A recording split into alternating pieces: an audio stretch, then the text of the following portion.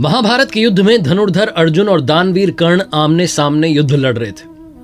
जब जब कर्ण का तीर आता था, अर्जुन का जो रथ था वो थोड़ा पीछे खिसक जाता था, और जब जब अर्जुन तीर चला रहे थे तो उस तरफ कर्ण का जो रथ था वो थोड़ा ज्यादा पीछे खिसक जाता था। जैसे ही कर्ण का तीर आके अर्जुन के रथ पर लगता, अर्जुन का रथ थोड़ा भी पीछे खिसकता, भगवान श्री कृष्ण कर्ण के साहस की, वीरता की प्रशंसा करने लगते।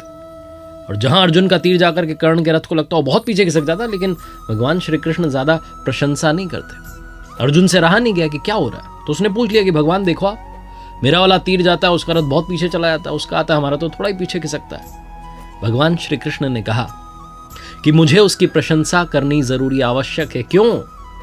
क्योंकि तुम्हारे रथ पर स्वयं मैं विराजमान हूं, ध्वजा पर हनुमान जी विराजमान है, तुम्हारे पहियों को शेषनाग ने थाम रखा है, लेकिन तब भी कर्ण के तीर की ताकत देखो कि थोड़ा तो पीछे खिसक रहा है, इसलिए वो तुमसे ताकतवर तो है।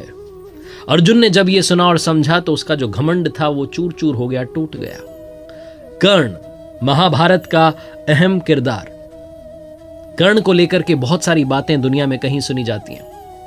कर्ण से सीखने के लिए बहुत कुछ है, कर्ण की गलतियों से भी सीखने के लिए बहुत कुछ है। स्वागत है आपका लर्निंग सीरीज सीखोगे नहीं तो जीतोगे कैसे में। मेरा नाम है आरजे कार्तिक और शुरुआत में कहना चाहता हूं कि कवच कुंडल जिसने इंद्र को दान दिया था, मित्रता के खातिर सर्वस्व अपना बलिदान किया था, धर्म मार्ग पर चलना जिसका स्वाभिमान था, आपने सही पहचाना, वो कर्ण वाकई में महान था। 5 लर्निंग्स फ्रॉम कर्ण। आइए शुरू करते हैं। सबसे पहले बात करता हूं मैं कर्ण के किरदार की। तो बहुत से लोग दुनिया में जिन्होंने महाभारत को पढ़ा समझा है वो कहते हैं कि कर्ण से क्या सीखें। कर्ण तो महाभारत को रुकवा सकता था, कर्ण ने ये नहीं किया। कर्ण की गलतियों से भी सीखा जा सकता है। सबसे पहले मैं यही कहूंगा कि कर्ण की गलतियों से सीखिए, कभी जीवन में ऐसी गलतियां मत कीजिएगा। पहली गलती जो कर्ण ने की, हस्तिनापुर में जब सारे राजकुमार शिक्षा ग्रहण करके वापस आए, कौरव पांडव, तो सारे राजकुमारों की जो कला थी उसका प्रदर्शन करवाया जा रहा था। मैदान में सब इकट्ठे थे और सब अपने टैलेंट का शोकेस कर रहे थे। तभी वहां कर्ण पहुंच जाता है और अर्जुन को चेतावनी देता है, खुली चुनौती देता है कि आ जाओ मेरे साथ में, आजमाओ, बताओ किसमें कितना दम है। अब कर्ण जो था वो उम्र के हिसाब से युधिष्ठिर से बड़ा था, भीम से बड़ा था, यहां तक कि अर्जुन से काफी बड़ा था। बहुत एज डिफरेंस था। अपने से काफी छोटे को ऐसे ललकारना ये शोभा नहीं देता, और यही पहली गलती कर्ण ने कर दी थी। दूसरी गलती जो कर्ण ने की थी वो थी भरी राजसभा में जहां चौसर का खेल खेला जा रहा था, पांडव हार चुके थे, द्रौपदी को बुलाया गया, चीर हरण किया जा रहा था। तब दुर्योधन के ही भाई विकर्ण ने कहा कि ये गलत हो रहा है भैया, इसको रोक दीजिए। तब कर्ण विकर्ण से बहस करने लगा और कहने लगा कि ऐसी स्त्री के साथ तो यही सब होना चाहिए। बहुत सारे ऐसे शब्द कह दिए जो नहीं कहने चाहिए थे, और वही सब जो शब्द थे, वही जो दृश्य था, वही महाभारत का कारण बना। कर्ण चाहता तो वो रुकवा सकता था, वो नारी का सम्मान कर सकता था, लेकिन वो आवेश में आकर कहता चला गया और युद्ध का कारण बना। इसलिए जीवन में कभी भी किसी भी नारी का अपमान मत करना। दूसरी बात जो सीखी जा सकती है कर्ण के किरदार से, काफी सारी अच्छाइयां भी थी, दानवीर था कर्ण। दूसरी बात जो सीखी जा सकती है वो है बाउंस बैक करना। जीवन में विपरीत परिस्थितियों में भी खुद को टूटने नहीं देना। भगवान श्री कृष्ण और कर्ण का संवाद जब होता है तो कर्ण कहता चला जाता है कि प्रभु मेरे साथ तो सब गलत होता गया, जिस मां ने मुझे जन्म दिया उसने जन्म देते ही त्याग दिया, मुझे क्षत्रिय होते हुए भी क्षत्रिय धर्म निभाने का मौका नहीं मिला, मुझे गुरुकुल में शिक्षा नहीं मिली, मुझे भटकना पड़ा, मेरे साथ हमेशा भेदभाव होता रहा, यहां तक कि द्रौपदी के वहां स्वयंवर में पहुंचा तो वहां भी मुझे अलग कर दिया गया। लेकिन कर्ण के जीवन से जो सीखने वाली बात है, उसने हर परिस्थिति में खुद को ढाला और उससे बाहर निकलने की सोची, बाउंस बैक करने की सोची। जब गुरुकुल में द्रोणाचार्य जी ने मना कर दिया था कर्ण को शिक्षा देने से, तो वो अपना गुरु को ढूंढने के लिए खुद निकल चुका था और गुरु परशुराम के पास जाकर के पहुंच चुका था। कर्ण ने खुद को तैयार किया एक योद्धा के रूप में, और जब जरूरत पड़ी तो अपने मित्र दुर्योधन का साथ देने के लिए महाभारत जैसा इतना बड़ा युद्ध भी लड़ा। तो कर्ण ये सिखाता है कि सिचुएशन चाहे जो हो, आप उससे बाहर निकल सकते हैं, आप बाउंस बैक कर सकते हैं। तीसरी बात जो कर्ण के जीवन से सीखने को मिलती है, शिक्षा का ही नहीं, शिक्षा देने वाले का भी उतना ही सम्मान कीजिए। कर्ण धनुर्विद्या सीखना चाहता था, गुरु द्रोणाचार्य जी के पास जाता है, वहां से इनको लौटा दिया जाता है, कहा जाता है कि हम तो सिर्फ क्षत्रिय को सिखाते हैं। कर्ण को कैसे भी धनुर्विद्या सीखनी होती है तो मालूम चलता है कि भगवान परशुराम जी के यहाँ सीखी जा सकती है, लेकिन वो सिर्फ ब्राह्मणों को सिखाते थे। तो कर्ण ब्राह्मण होने का नाटक करके वहां पहुंच जाता है कि मैं भी ब्राह्मण हूं, शिक्षा ग्रहण करने लगता है। एक दिन भगवान परशुराम जी अपने शिष्य की गोद में सर रख करके आराम कर रहे होते हैं।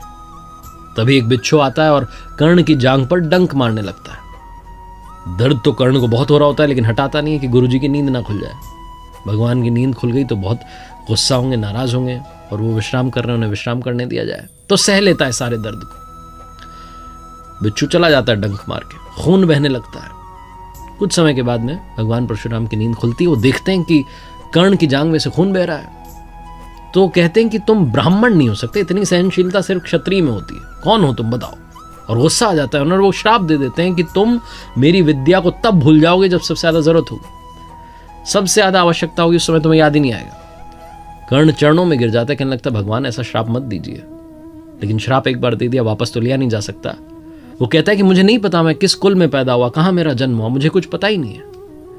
मुझे बस धनुर्विद्या सीखनी थी, इसलिए आपके पास चला आया। भगवान परशुराम फिर अपने शिष्य को देख करके, दया करके अपना विजय धनुष जो है दे देते हैं। एक और श्राप है जो कर्ण की मृत्यु का कारण बनता है। एक बार जंगल में राक्षस का पीछा करते हुए कर्ण दौड़ा चला जा रहा होता है और वो तीर चला देता है। तो तीर राक्षस की जगह जाकर के गाय को लग जाता है। गाय का स्वामी ब्राह्मण होता है। जब वो ब्राह्मण देव वहां आते हैं तो कहते हैं तुमने क्या कर दिया, एक असहाय को मार दिया। तुम भी जब असहाय रहोगे तो तुम्हें कोई मार देगा। और यही होता है युद्ध भूमि में, जब अर्जुन से सामना होता है तो विद्या भूल जाता है कर्ण। उसके रथ का पहिया दलदल में फंस जाता है, अर्जुन तीर चला देते हैं और कर्ण की मृत्यु हो जाती है। लेकिन सार ये है कि जिसने शिक्षा दी उनका भी सम्मान कीजिए और जो शिक्षा मिली उसका भी सम्मान कीजिए। चौथी बात जो सीखनी चाहिए कर्ण के जीवन से, कर्ण ने ना सिर्फ मित्रता की बल्कि मित्रता को निभाया भी। आज की लाइफ में बहुत सारे फ्रेंड्स होते हैं हमारे, लेकिन बहुत सारे फ्रेंड्स में से बहुत कम फ्रेंड्स होते हैं जो हमारी फ्रेंडशिप को निभाते हैं। कर्ण को मालूम था कि जीत इस महाभारत के युद्ध में पांडवों की होगी, क्योंकि उनके साथ में भगवान श्री कृष्ण खड़े हुए। लेकिन फिर भी कर्ण लड़ता चला गया, एक बार भी ना नहीं कहा। अपने मित्र दुर्योधन को यह भरोसा दिलाता गया कि हमारी जीत होगी, हम लड़ेंगे, हम जीतेंगे। कौरवों की पूरी सेना आंख मूंद करके कर्ण पर विश्वास करती थी। दुर्योधन ने भी मित्रता निभाई थी। जब पांडवों ने कहा कि कर्ण कोई राजा तो है नहीं, हमसे युद्ध कैसे करेगा, तो तुरंत एक राज्य का राजा दुर्योधन ने कर्ण को बना दिया था।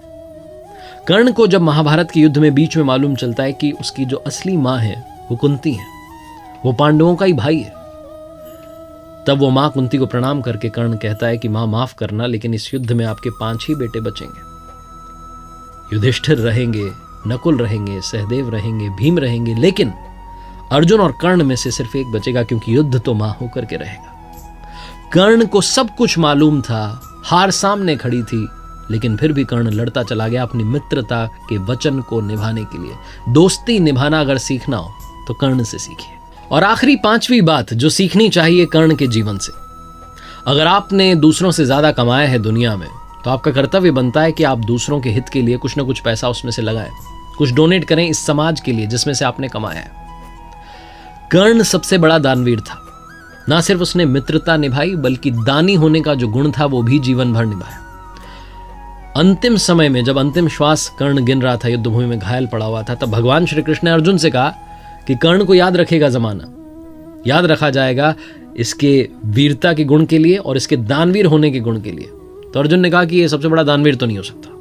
तो भगवान श्री कृष्ण ने कहा अभी बता देते हैं तुम्हें। ब्राह्मण का वेश धर करके पहुंच गए भगवान कर्ण के पास जो युद्धभूमि में घायल पड़ा हुआ था, और जाकर के कहने लगे कि आए तो हम आपसे मदद मांगने के लिए थे, लेकिन आप तो खुद ही अभी अपने अंतिम श्वास गिन रहे हैं, चलिए हम चलते हैं, बाद में आते हैं, अब आपसे मिलेंगे, किसी अगले जन्म में मिलना होगा। तो कर्ण ने कहा रुकिए महाराज, आप आए ब्राह्मण देव और आप खाली कैसे जा सकते हैं, माना कि मेरी मृत्यु बस होने ही वाली है। लेकिन तुरंत कर्ण ने युद्धभूमि में से पत्थर उठाया, अपना सोने का दांत तोड़ करके उनको दे दिया और कहा ये ले जाइए, मुझे क्षमा कीजिएगा, मैं आपकी ज्यादा मदद नहीं कर पाया। भगवान श्री कृष्ण बड़े प्रसन्न हुए और तुरंत अपने वास्तविक स्वरूप में आ गए और कहा कर्ण मांगो, क्या मांगना चाहते हो, मैं तुम्हारी दानवीर होने की इस क्षमता से बहुत प्रसन्न हूं, तुम इस दुनिया को कुछ न कुछ देते ही चले गए। कर्ण ने अपने अंतिम समय में भगवान श्री कृष्ण से 3 वरदान मांगे थे। सबसे पहला कर्ण ने कहा कि मेरे साथ में जिस तरीके का अन्याय हुआ, आप अपने अगले जन्म में सुनिश्चित कीजिएगा कि मेरे वर्ग के लोगों के साथ में अन्याय ना हो। दूसरा कर्ण ने वरदान मांगा कि भगवान आपका अगला जन्म मेरे ही राज्य में हो। और तीसरा कर्ण ने वरदान मांगा कि मेरा अंतिम संस्कार ऐसा व्यक्ति करे जो पाप मुक्त हो। कहा जाता है कि भगवान श्री कृष्ण ने अपनी हथेली में कर्ण का अंतिम संस्कार किया था। आखिरी में बस ये कहना चाहता हूं कि जीवन में 2 मित्र हमेशा बनाना। पहले भगवान श्री कृष्ण जैसे जो ना लड़ें फिर भी आपकी जीत पक्की कर दें, और दूसरे कर्ण जैसे जिन्हें मालूम हो कि हार सामने खड़ी है लेकिन फिर भी आपका साथ ना छोड़ें। देखते रहिए मेरे साथ हर सोमवार सुबह 9:30 बजे मोटिवेशनल कहानी और हर शुक्रवार सुबह 9:30 बजे लर्निंग सीरीज का एक नया वीडियो।